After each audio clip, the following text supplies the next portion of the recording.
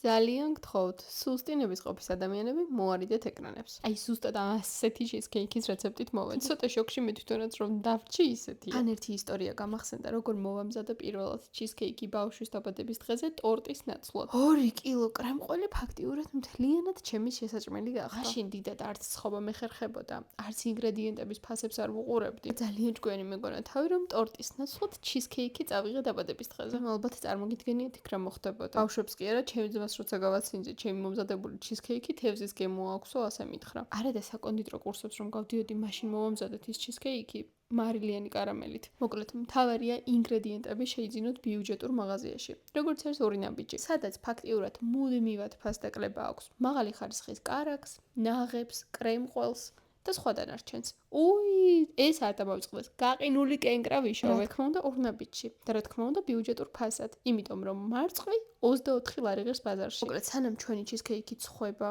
რომელსაც 1-2 საათი მაინც სჭირდება 100 გრადუსზე, ჩვენ კონფი მოვამზადოთ ამ კენკრის მიქსით. უგემრიელესი გამოვიდა. დამიჯერეთ დაასვენებული ჩიზკეიქი მოვვრთოთ ზემოდან ამ ჩვენი კენკრის კონფით. თავარია ჩიზკეიქი კარგად იყოს სტაბილიზირებული მაცივარში. დანა გააცხელეთ აუცილებლად და ჩამოჭერით სწორი ნეჭრად. რაც მთავარია ორჯერ 2 ბარათის გატარება არ დაგავიწყდეთ. ორმაგად მოგებული იქნებით. ფასდაკლებითაც ისარგებლებთ და ქულებსაც დააგროვებთ. კალორიებთან ერთად. სამაგიეროდ გაბედნიერდებით.